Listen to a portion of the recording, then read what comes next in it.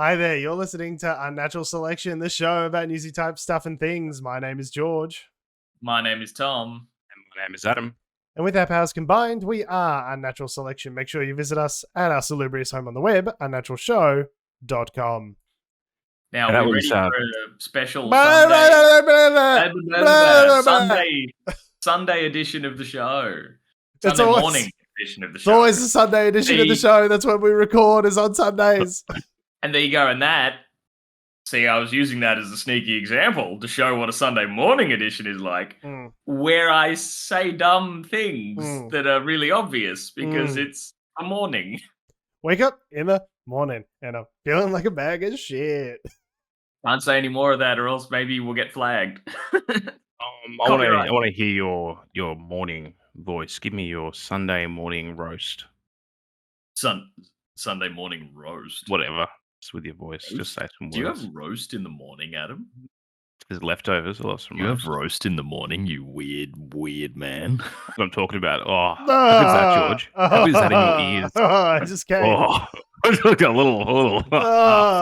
Stan one. Grant, Oh. eat your fucking heart out. Oh my god. Oh, Woo! oh, that's okay. Well, look, it's good to see that, after over 10 years of doing this, we can obviously start the show first take and just keep rolling with completely unplanned. I've got a dick words. here that you can suck out of. you can do. All right. See you guys. Bye. Good luck doing the show. What I'm referring to is it just took us about 5 attempts to start the recording because of some software. George is done. Yeah, he's Kill done. him. It's also good to see that also in the 10 years nothing's changed in that we'll just one of us will tell the other one just to suck their dick like we're fucking 19 again.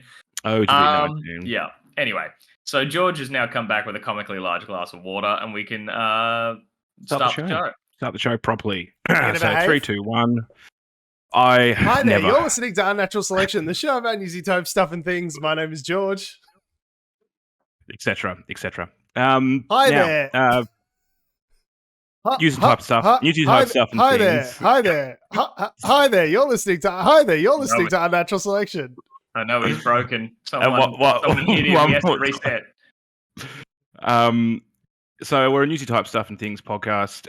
You'll be pleased to know, just quick update, quick, just coming in on the wire. Everything's still shit. Oh, good. So yeah. Guess that probably wraps up the show. So thanks for listening. I'm glad Reuters saw fit to provide us with that update. Just coming in across the wires, everything's still fucking cooked. Hey. Yeah. So the Russians are still in Ukraine, and most of the news this week's around that, and the terrible floods in Queensland. We can't really make jokes about that though, because it's literally just terrible. But the war in Ukraine, full of comedy gold. Yeah, so much war comedy. in Ukraine, hilarious. The death of women. Fights over nuclear power plants. That's How much fun are they? It's so much fun. That's fine. That's hilarious. But water in your basement, there's no joking about that. That's obviously sad. It's very sad. Yeah. I think, to be fair, though, the floods up in Queensland are a lot more than water in your basement. No, I know. All right. Yeah, all right. I know they're bad. It's all bad, Tom. That's the joke that we're making, is that it's all fucking terrible.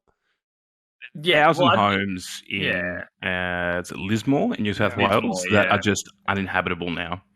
So everyone in Lismore is now homeless. Yeah, there was footage that we saw of an electronics store. We're like, oh, that doesn't look too bad, and we realized, oh, that's actually on the second level. That's not on the ground floor. Yeah, that's right. It's like, oh, it looks like the floods are just at maybe shin height. Like, oh, that's bad, but, not too bad. And then, there's a whole multi-story car park underneath that shop that is normally not underwater. And my wife looked at me and said, so you still want to move to Queensland, do you? I was like, no, fine. You got me. Yes. There was part of me that was like, all those people who tried to get out of Melbourne, during the lockdowns. Part of me was like, but in all fairness, it does look like horrible up there. It seems, and these communities have been devastated. I was partly like, would I rather go through a bushfire or a flood? And I think obviously they're both terrible. This is what at the start of summer in November we would go. If it's an El Nino year or La Nina year. Is that right? El Nino? Which one's which? I can't remember. La One of them's Nina, wet. La Nina or an El Nino year.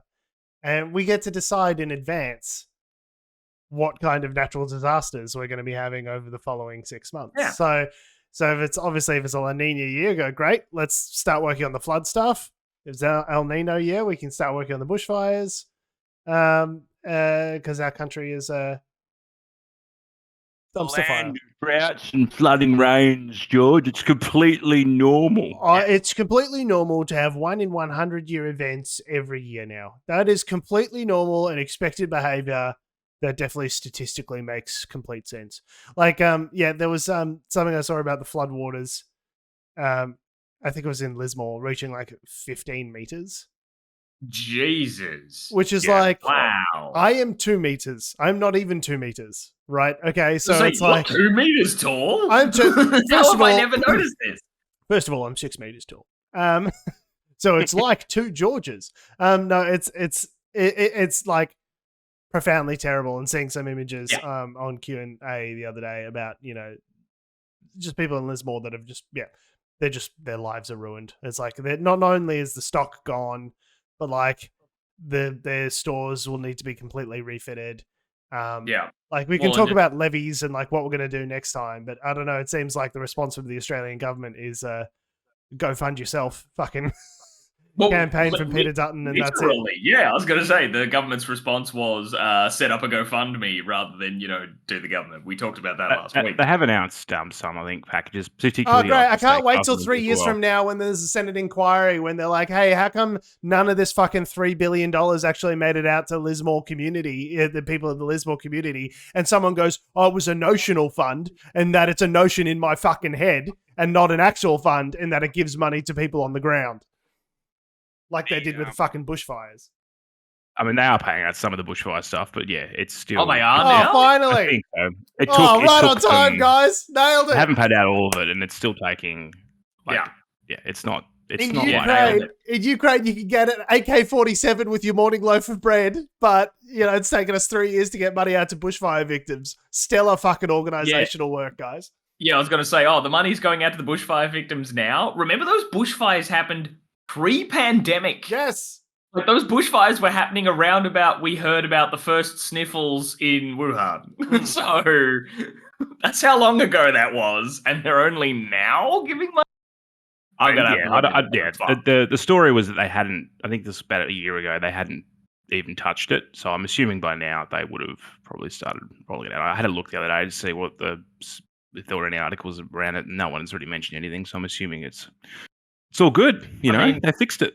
In terms of some comedy to do with the floods, some of the photos have been quite amazing in a comedic sense of, I think I was telling you guys the other night, but I saw a fantastic photo of what looked like, an ATV, like quad bike vehicle hanging from power lines like it was a sneakers drug drop, like someone's just thrown it up over the wire to indicate that there's something around nearby. Like how the hell did it get up there? And it's because the floodwaters got high enough that when it was washed away, it just caught on the power lines, and after the water came down, it stayed up there. That's something you don't see in zombie games. Is a good post-apocalyptic survival vehicle is the ATV because it floats. There you go. Didn't know that. I thought more you meant I don't like the gritty realism of this open world zombie survival game because there are no ATVs hanging from the power lines. I'm just like, where's the realism? Where's my car hanging from vital infrastructure? The world's just not immersive enough. I don't like this game. Yeah. What I really need to buy it is a Spanish galleon hanging out of a Russian waterfall. That's what a Byzantine galleon, like in the. Like in the Tomb Raider games. They're just like, what's a Byzantine galleon doing here? I don't know. You better climb it, Laura. I'm sorry. Laura?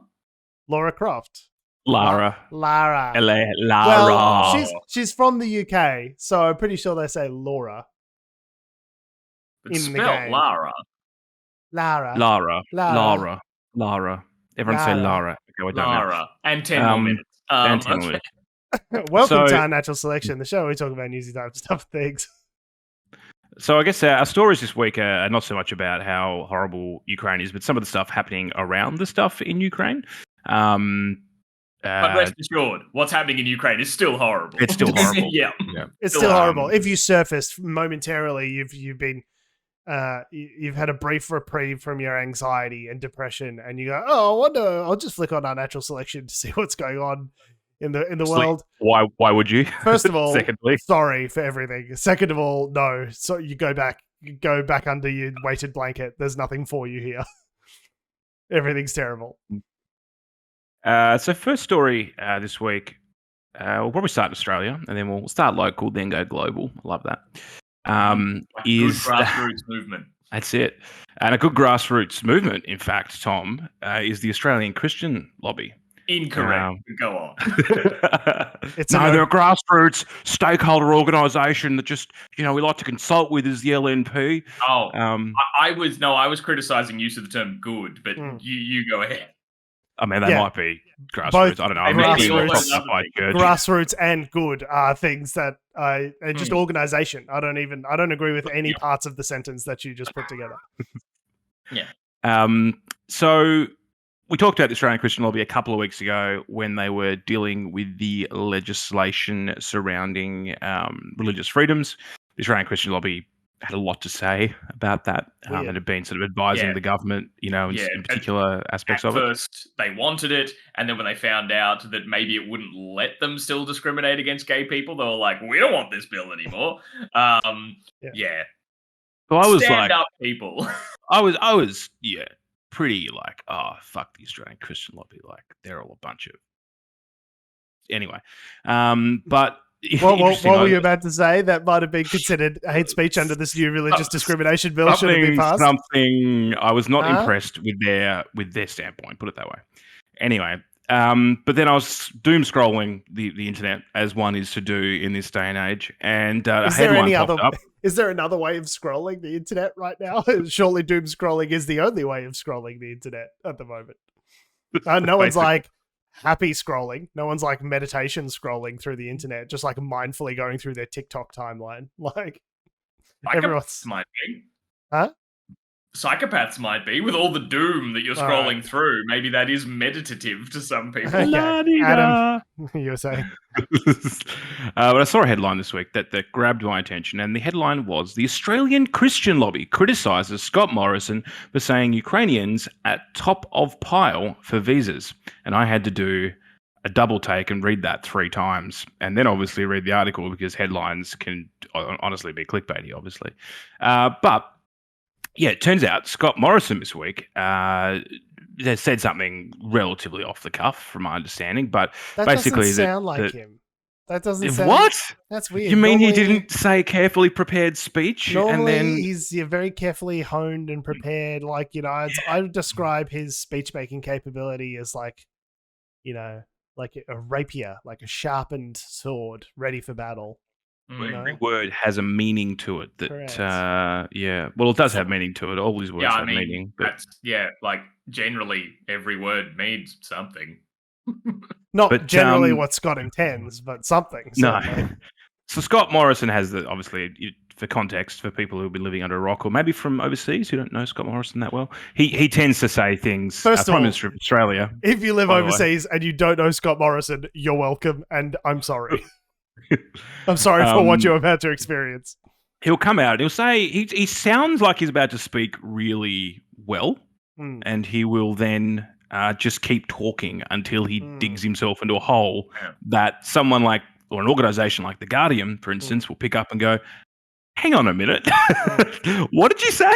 Yeah, he's a waffler for sure. He's the guy in the Zoom meeting that's just like, I just want to absolutely agree with what Susan said there, and just says Susan's point over again, and then we'll just talk, and just talk and talk, and then this is how meetings go over time. I've got a real problem with meetings going over time on Zoom. So, and that's fair enough. Like, and it's Scott Morrison's fault. It's specifically. Mm-hmm. So yeah, basically, the Prime Minister had said in a statement that he instructed Immigration Minister Alex Hawke to put visa applications from Ukrainians to the top of the pile. So obviously, there's a few complications with that in the sense that, and this is what the Australian Christian Lobby's point is that, there was this conflict that this Desert Forever war we got ourselves into in, I think it was something Stan. I don't know if anyone's heard of it. Yeah. No, it wasn't that. Pakistan? No, the one next to it. Tajikistan. Afghanistan. No, wrong again.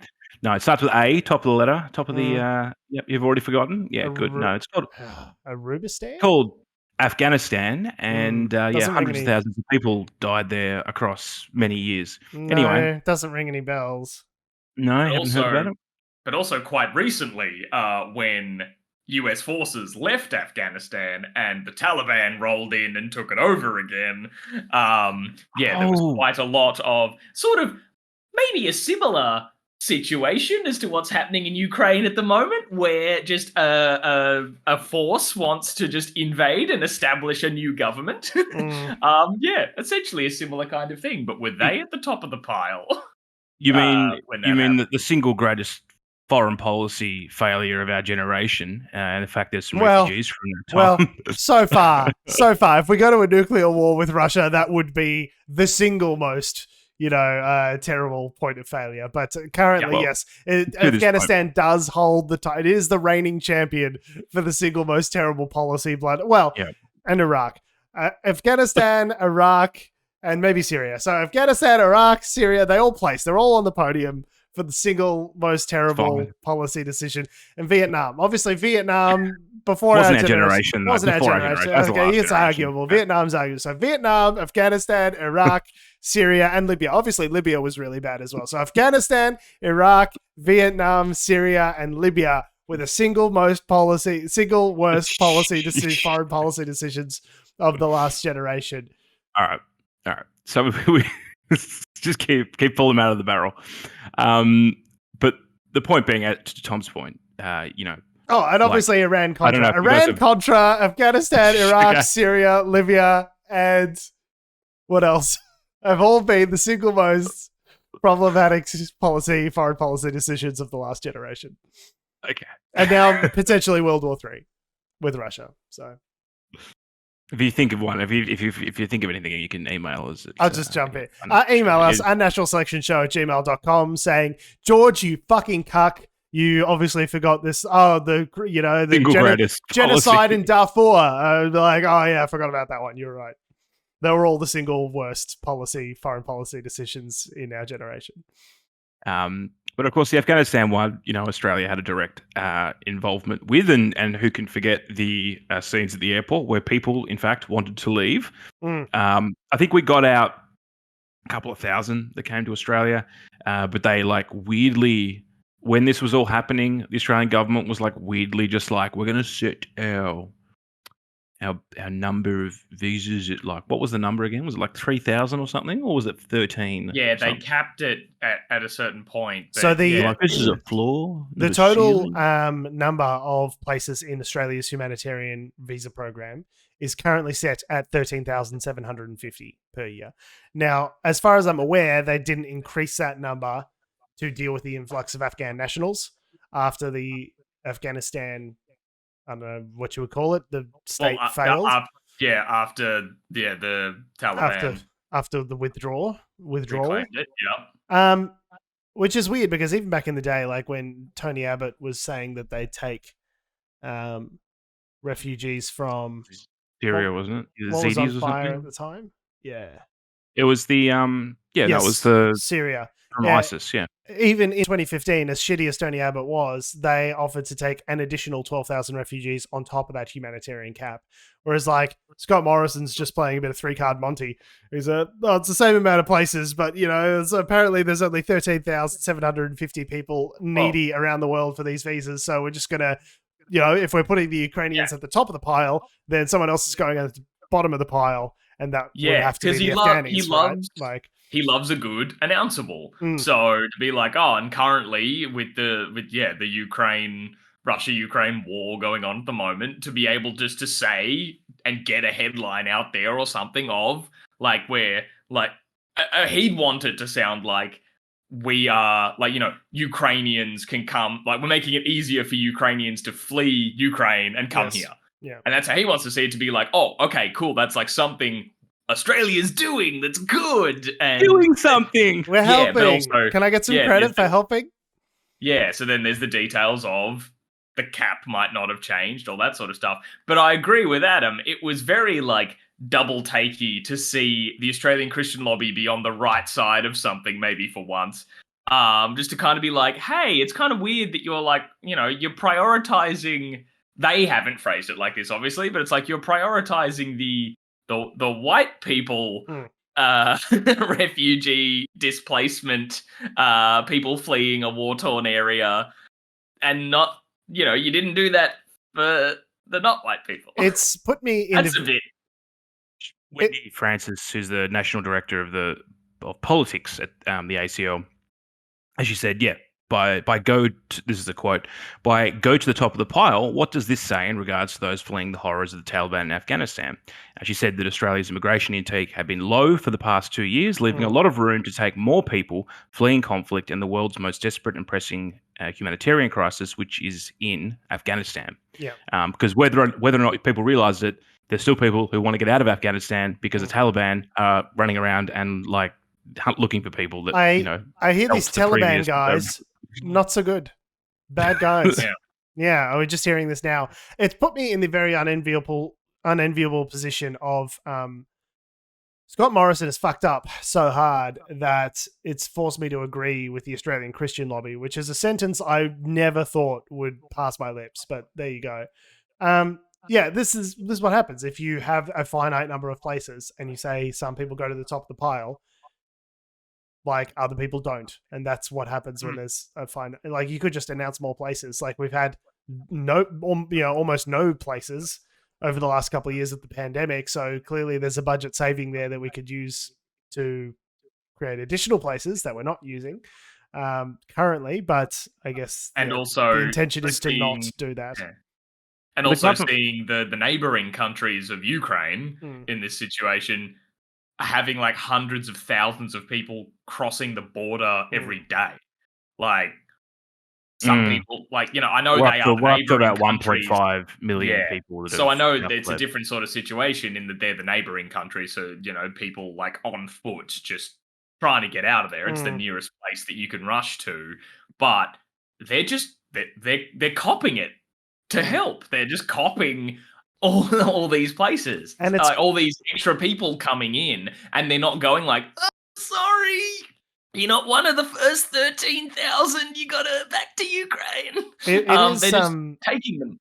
It is astonishing that these border countries. I mean, it's great that they're welcoming these people with open arms, but it is also like a real indictment on the rest of society at large. That when there was a million refugees or whatever it was, hundreds of thousands of refugees coming out of Syria, it was viewed as this problem of like the problem of the brown people invading Europe.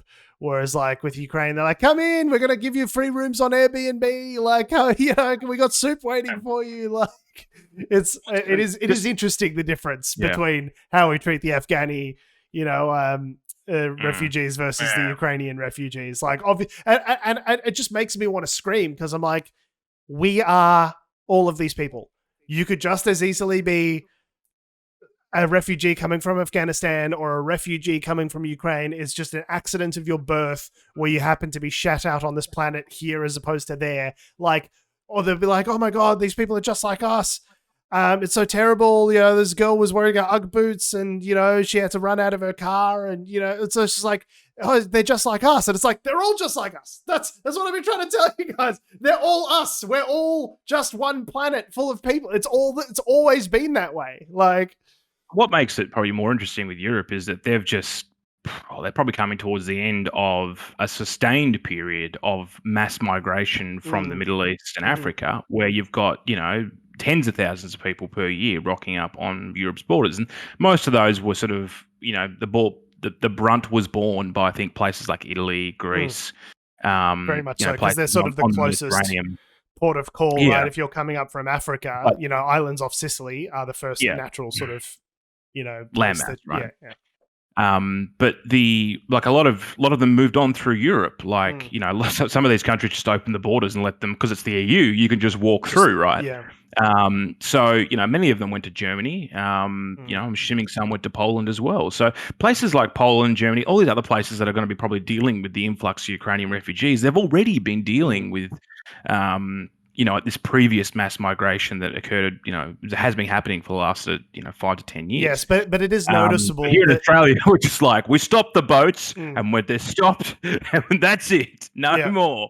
We solved it, guys. But Captain Boat Stopper over here with his big boat stopping gun stopped the boats. But it is notable. Like, I remember there were stories, and the right wing really took this and ran with it. In Germany about like the people who had emigrated there were like sex criminals and rapists and all this sort of stuff, and it was like ruining German that sounds familiar.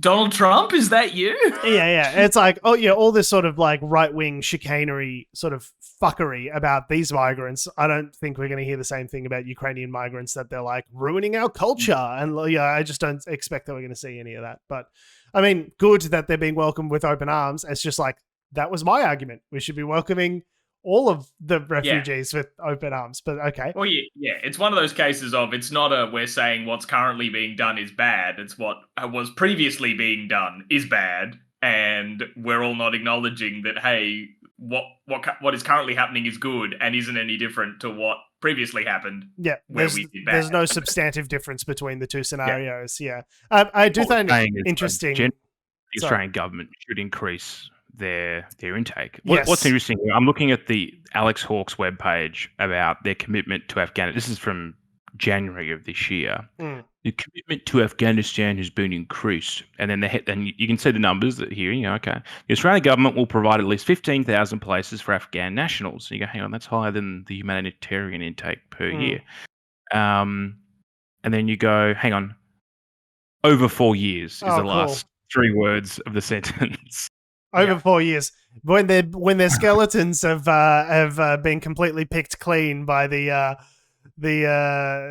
vultures after they're long dead, we'll have some places for them. Yeah, that's super cool. Over 4 years. Thanks, guys. You're gonna have, and we'll be interesting to see. Are they going to then, for the guys coming out of Ukraine, are they going to have to wait 5 years? Like, what's the? Yeah, they should just increase the fucking number. Just increase the cap. There's this arbitrary number, which is 13,750, which sounds like the kind of advice someone gives you when you're bidding on a house. Like, don't make it a round number, so it seems like you put some thought into it. Like, it's like 13,753 refugees, and that is the total number of possible allowable. It's like, no, we could put another 20,000 places in. It's not a big fucking deal. Like, and here's the other thing that he's put this on his webpage as well, which I thought was interesting. They've received more than 32,500 applications from Afghan nationals on behalf of more than 145,000 individuals. So straight up kind of acknowledging that the cap is nowhere near enough. I was like, the next paragraph is like, we're going to provide priority to these people within this amount. So they're like, anyone who's a former employee and stuff. But only 15,000 of them over the next 4 years will be allowed to. LNP. Like, thumbs up. Election year. And that's for a conflict. The thing with the Ukraine, I'm like, okay, there's obviously, and like there's a similar thing that happened, back in the 90s with Kosovo refugees, where we had like a temporary visa thing where you could come in. They came in for like 5 or 6 years. The war ended, then a lot of them went back. They were talking about possibly doing that for some of the Ukrainian stuff. And I guess there's a point there where Scott Morrison said, well, we shouldn't assume that every single person wants to permanently resettle in Australia. But certainly for Afghanistan, where we literally contributed to like the war. And that was going to be my next point, but you're probably more versed in this than I am. But I thought there's a lot of difference in... Well, I'm wondering if the difference in responses in this instance, from a very like me basic bitch surface level, is that the situations in the wars in the Middle East and all this sort of stuff, like when people are bringing up like Iraq as a contrast to what's going on in Ukraine, it's like the attitudes in the media and everything are different, and refugee intake or all that sort of stuff are different? Is it because like we, along with the US and we are Russia in that scenario? Like we invaded them? Yeah, maybe.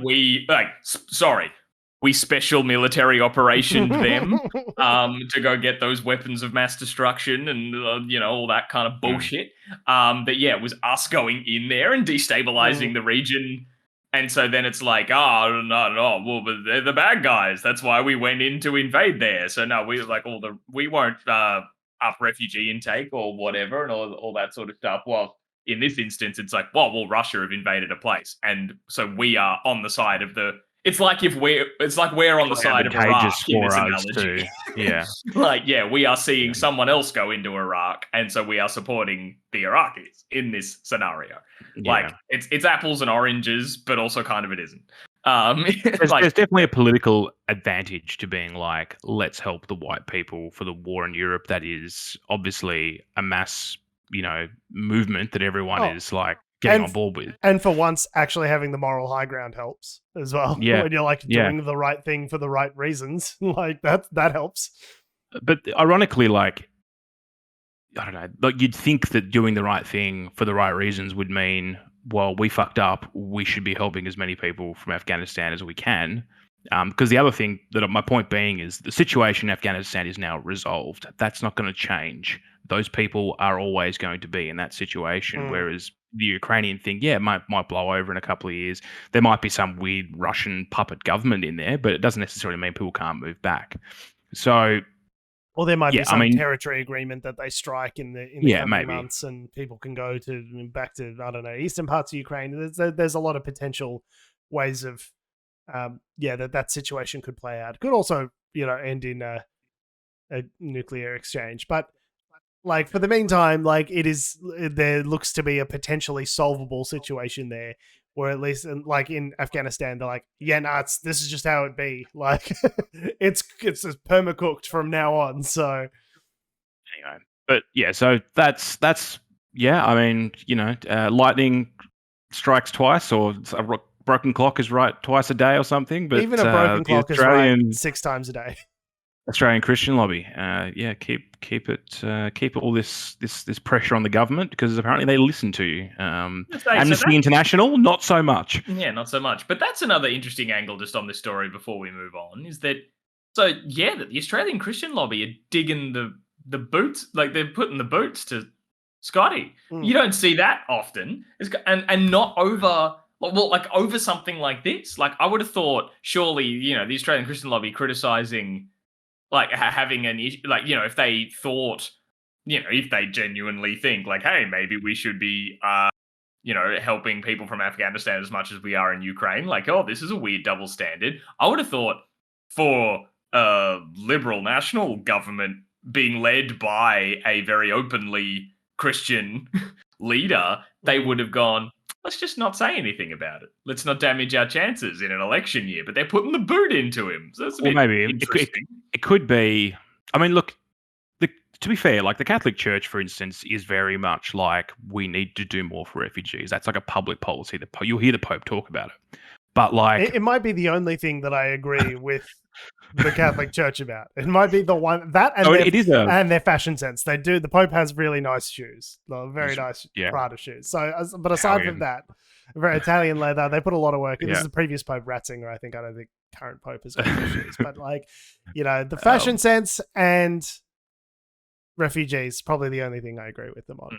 But it is interesting, Tom, to your point, to the timing of it, because they recently just had this stoush with the government regarding the religious discrimination bill. Yeah. So, is this them potentially, or maybe they lobby on this all the time, but the Guardians just decided to pick it up because it's damaging to the right. I don't know. Maybe the Australian Christian lobby actually put out statements every week, and we just never hear about it because who cares?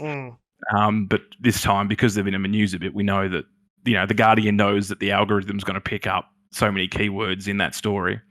Yes, harvesting hate clicks. Yes. So moving on. Speaking of hate clicks, maybe not hate clicks, but I guess that kind of concept around sort of what would you call it? disagreements on a political sense. I don't know. Adam, we have a show. I've never heard a good transition. No, that's a lie. I have done some good transitions. I don't know if I've ever heard a good one. I'm not saying from you. I'm not saying it's a you thing. I'm just saying like transitions don't work. We're like, and now from abroad to across the seas. I'm like, just say next story. Second story number 2 is a different thing.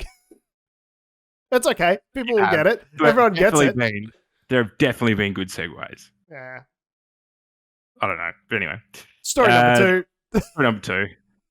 Stan Grant, host of Q&A this week, told someone to get out of his studio. Get out my studio. Fuck off, we're full. So Q&A in Australia is a believe it or not, it stands for question plus answer. So it's a show where, panel show, they've got a bunch of guests on, and people ask them, members of the public, in inverted commas, will ask them questions about various things. Now, these members of the public are generally vetted. So the questions will be submitted in advance. The producers will go, yep, you can come on. Yep. And then you're allowed to be handed a microphone in the audience at a point in the show to ask your question to whoever's going to be there. And then you say some dumb shit like, I think Tony Abbott was right about the fucking boats. And they go, okay, we'll take that dumb shit as a comment. Thanks, Carla. So this week, there was a question put to the panel. The question was controversial, shall we say. Do we have the clip? Yep, ready to go. Sasha Gillies Lakakis. Yeah, thank you, guys. So as someone who comes from the Russian community here in Australia, I've been pretty outraged by the narrative created by our media depicting the Ukraine as the good guy and Russia as the bad guy. Believe it or not, there are a lot of Russians here and around the world that support what Putin is doing in the Ukraine, myself included. Since 2014, the Ukrainian government, together with Nazi groups like the Azov Battalion, have besieged the Russian populations in the Donbass, killing an estimated 13,000 people, according to the United Nations. That's a lie. That's a lie. Could I finish? Just quickly finish, and then we'll come to that and put that to the panel. So my question is, where was your outpouring of grief and concern for those thousands of mostly Russians? Okay.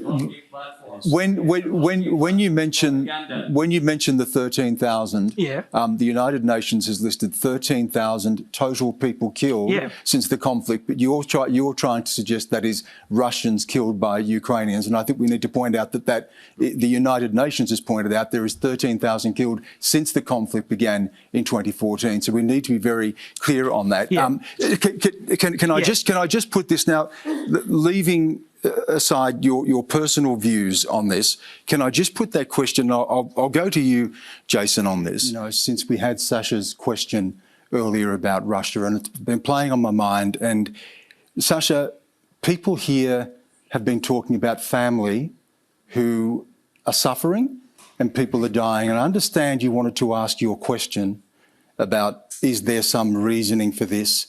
But you supported what's happening, hearing that people are dying. And can I just say I'm just not comfortable with you being here? Could you please leave? I've been...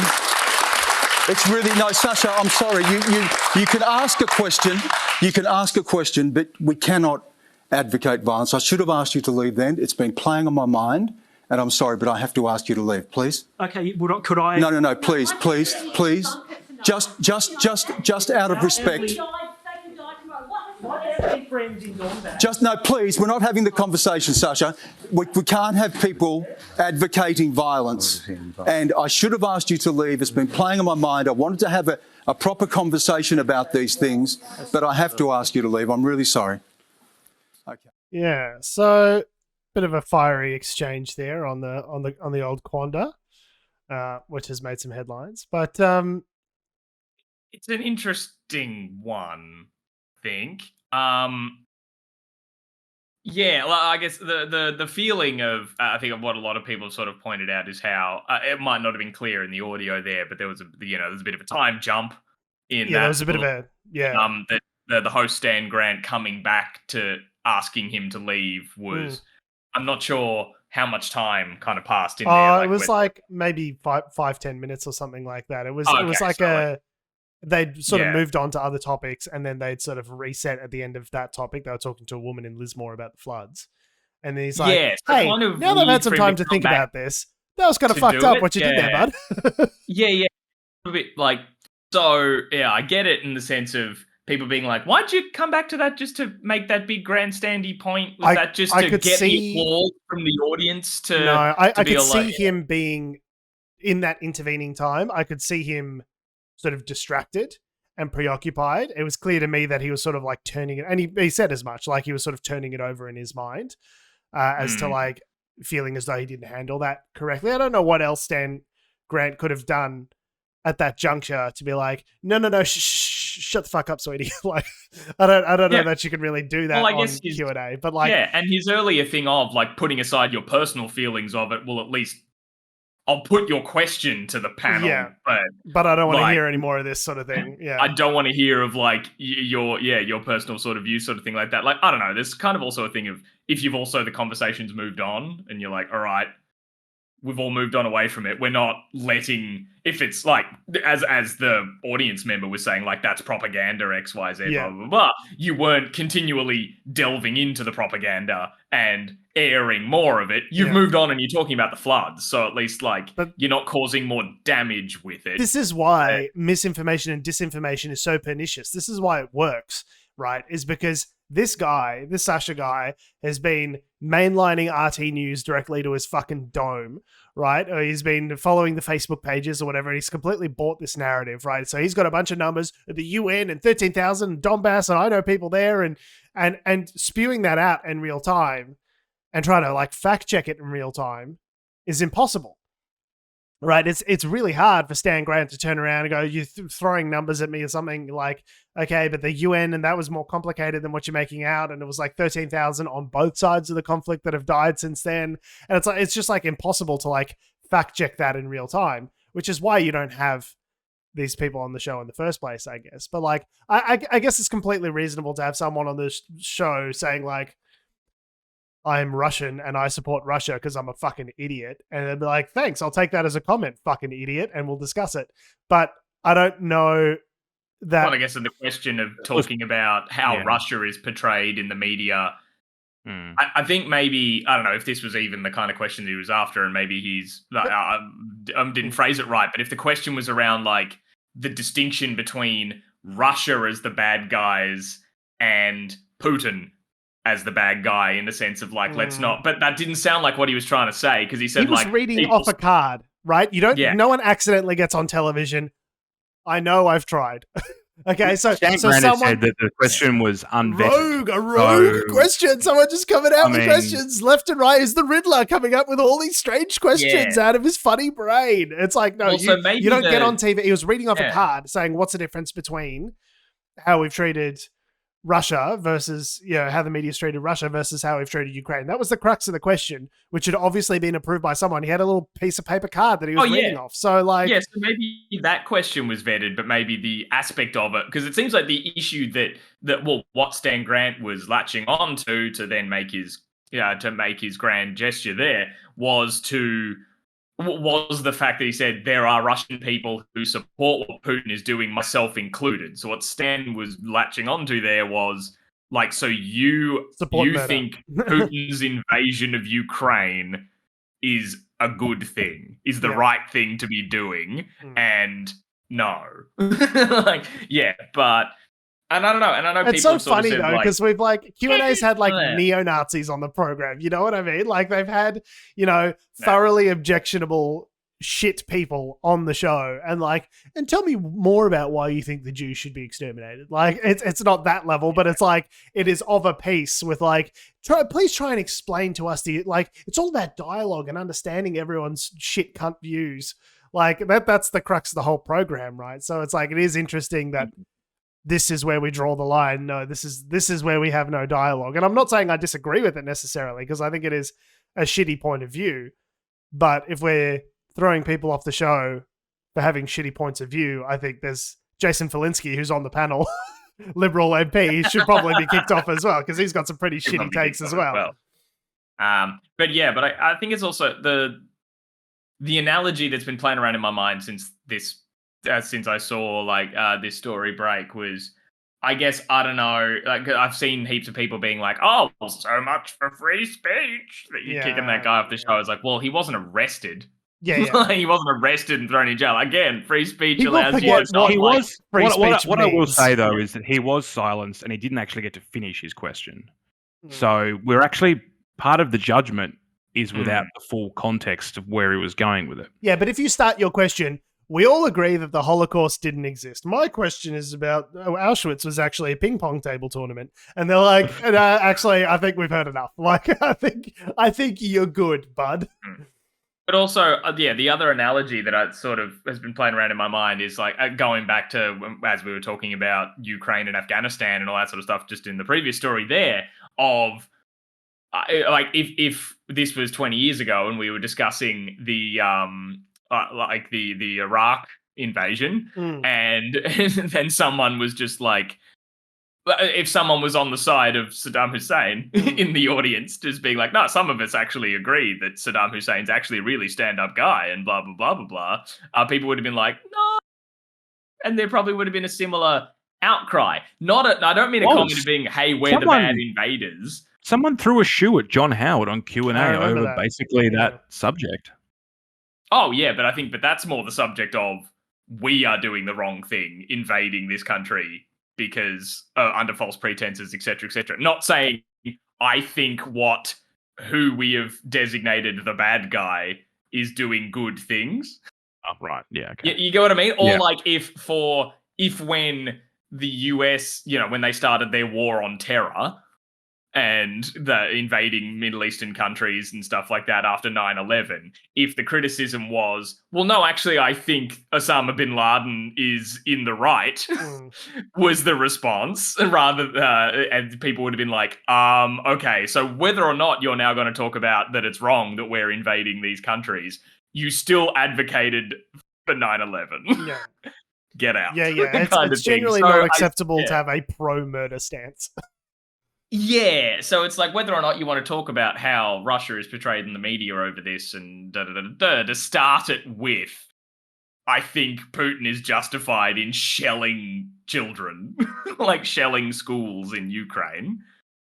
I don't know. I could have why people object. I think that the problematic part of the statement to me wasn't necessarily the fact that he's wrong, because like this is what the show is, right? It's both sides the musical, where it's like, we're going to get everyone on, and everyone has their shitty perspective, and then we're going to argue about it on Australian national television for 65 minutes. Yeah, we're the ABC. Let's have balance. Everyone says we don't have enough balance, so let's have balance, the panel show. God, remember when Tom Tilley got... I didn't know who Blair Cottrell, famous white supremacist, shithead Blair Cottrell was. I didn't know who he was until he was on an ABC televised panel show. Like... that, and so even if it is to discredit the ideas, this is kind of what they do. Both sides, they have people from this side, people from that side, and they argue, and that makes, dramatic television. It's one of the reasons I don't really watch Q&A anymore, is because it's just fucking people arguing talking points. Yeah. So Insight on SBS is a much better panel show where you actually get to understand people's points of view a bit better. I still yell at insiders, but for different reasons. No, not Insider. Insight. Sorry. Insight. Yes. Well, I'm not familiar with that one, but I'm sure it's good. There are definitely panel shows like The Drum where they're getting a bunch of experts on and they're talking about the thing in a way that's like cogent and not argumentative. And you can still have different sides of a debate without the whole debate descending into people yelling and talking over one another. I think the real problem with what I like, Sasha, has the right to be wrong, like an idiot, and support Russia, because like you can have two sides to literally. This shows just about any conflict. That even if it's a minority 1%, there's always going to be like someone on the other side of a shitty perspective, right? But I think it was the fact that he was airing misinformation on national television, which is the real problem. Is the fact that he goes off 13,000 people, 13,000 Russians have been killed by Ukrainian Nazis. Like, okay, well, that's straight out of like Russia's propaganda playbook. Like, and the thing is, like, he mentions he knows people in the Donbass. Like in the Donbass, they think they're being attacked by Nazis. Like that's because of propaganda.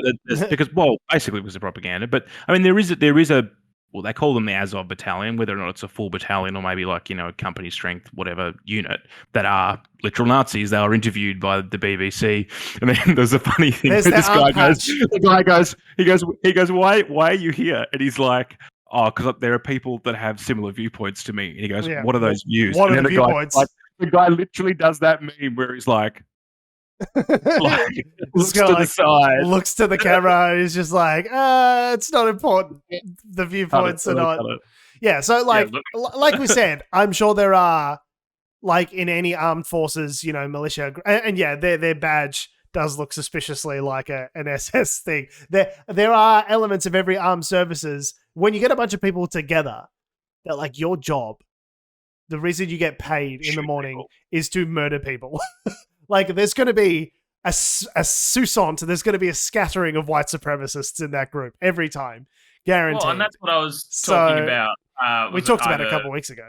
Yeah, it was either last week or the week before, in that, like, one of the through lines of this is them saying, there's neo-Nazi groups threatening Russians in Ukraine, and that's why we're invading. And it's like, well, okay, like, A, unsubstantiated, but B, there's fucking, this day and age, there's pop-up little pockets of neo-Nazis fucking everywhere, which is terrible. Have you met the internet? Like, it's just like, so, like, we have that here. Yes. They pop up and do rallies every now and then, and it's up. They do a nice camping trip up to the Grampians. Like, so it's like you're saying New Zealand should just pop over and just have an incursion here.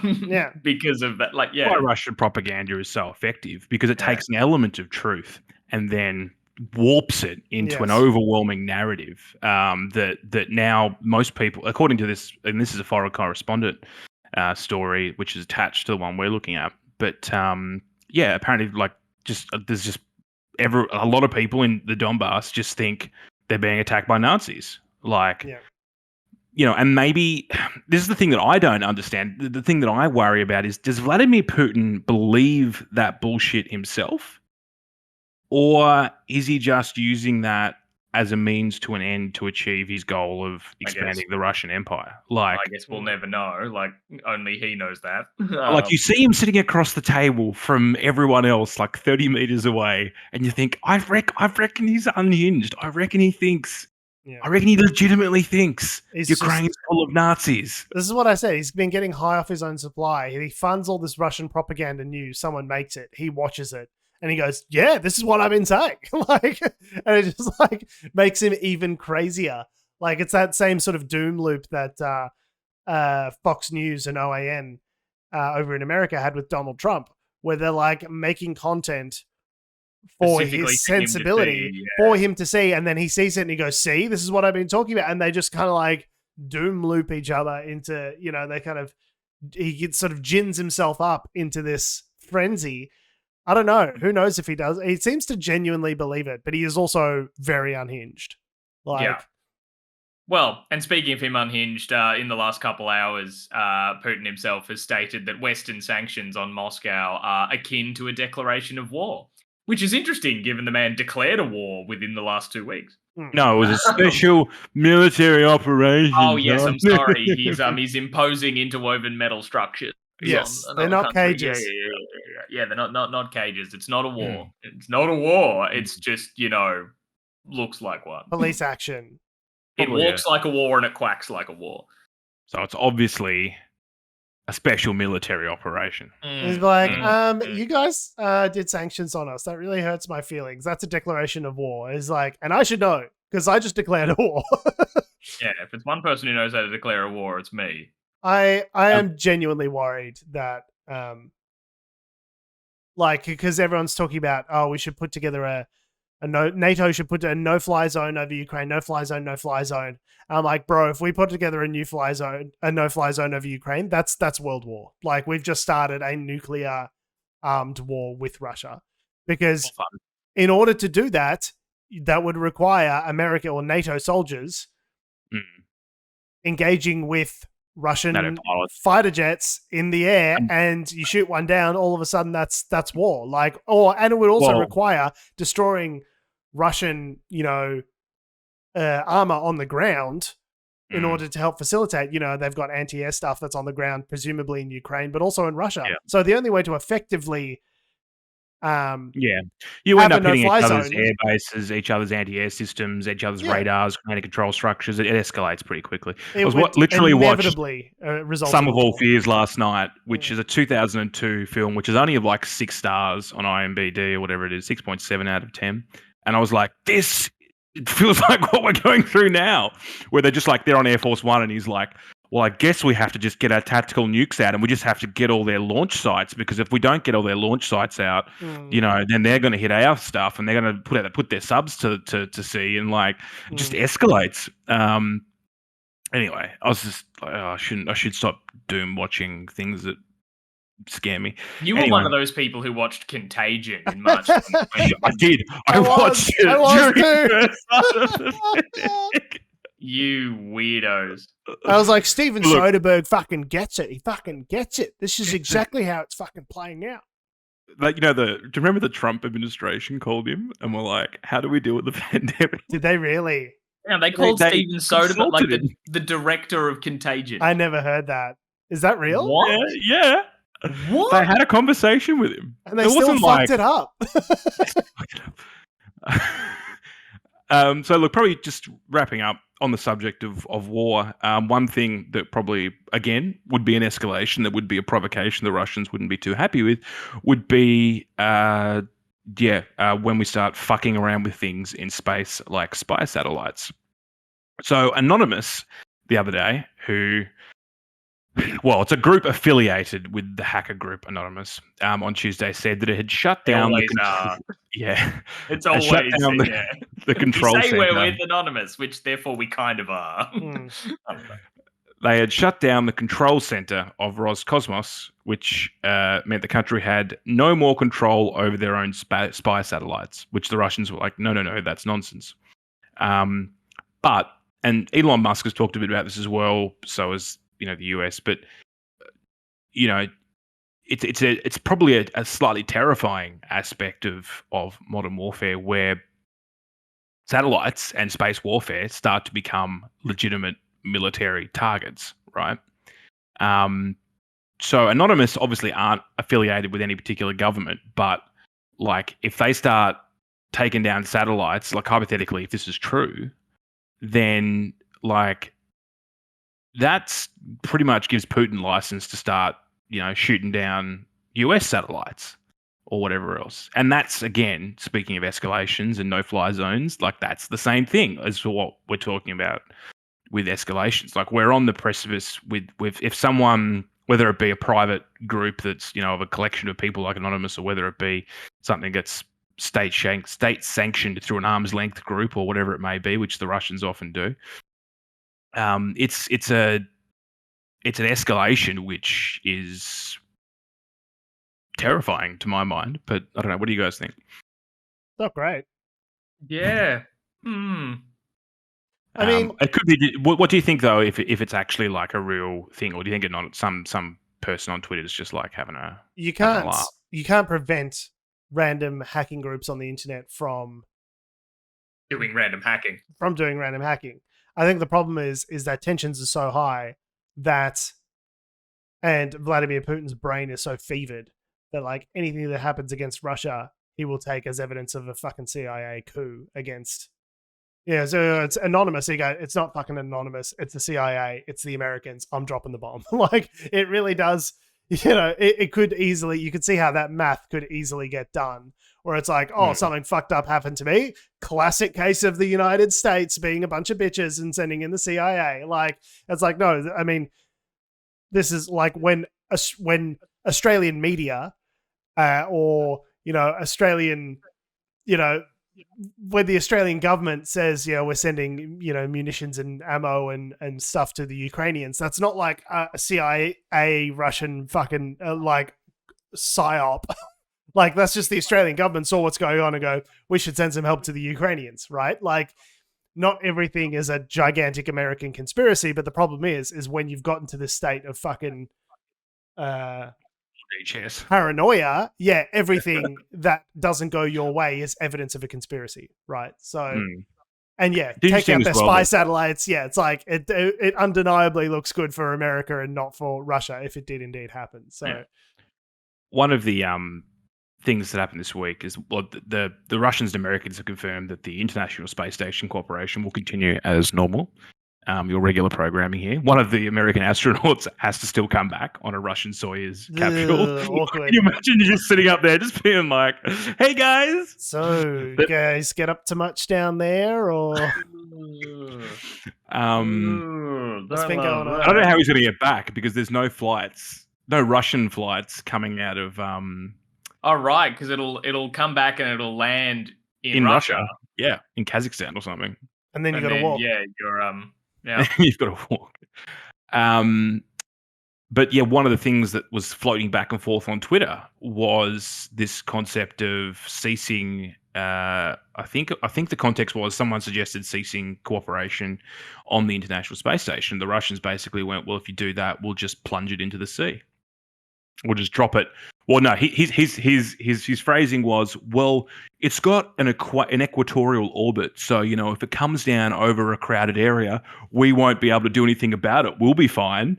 Can I just say, if someone proposed a movie to me, by the way, where that's the head of the Russian space agency saying that the Russians are like having some sort of like potentially nuclear stash with the Americans, and the inciting incident of the film was the International Space Station crashes into Los Angeles, I'd be like, send it back. It's too much.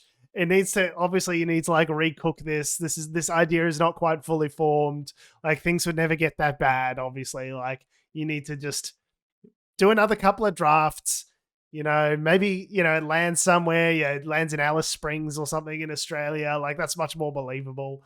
Like, but yeah, the idea that the International Space Station is being used as like a potential fucking apocalyptic event is just like, we do live in the darkest timeline. I'm really waiting for someone to just reach down through the simulation and go, "Okay, you guys have had enough. It's Elon here. This is simulation 8625. Obviously, it didn't work out as well as the others. We're just going to have to, we'll just put you back in. We'll just do a hard reset on the simulation because oh, wow. It's gone off the rails." That's some of the 13th floor shit. 13th Law. I haven't seen that. The 13th Floor? No. Did no one else see that movie? No. Oh, I guess I kind of spoiled it. Anyway, we should probably wrap up. Alrighty. On that note, sorry for spoiling that film that I haven't seen. On that note, we have been, we are, we always will be Unnatural Selection. Make sure you visit us at our salubrious home on the web, unnaturalshow.com. Make sure you follow us on all the bullshit social medias that are ruining the world, that have, do, or ever will exist at Unnatural Show. It's Facebook, Twitter, Instagram, YouTube, and motherfucking TikTok. Make sure you follow me on Instagram and Twitter at George Tsipos. You can follow me on Twitter at Tom D. Heath. You can follow me on Instagram at AC Doreen. And you can follow us all down to the studio of insiders where we can say hello to Peter Dutton accidentally giving away military secrets by saying that our missiles and ammunition had already arrived in the Ukraine, which I don't think anyone was supposed to know. Thanks for listening, guys. Love your faces, and we will see you next week.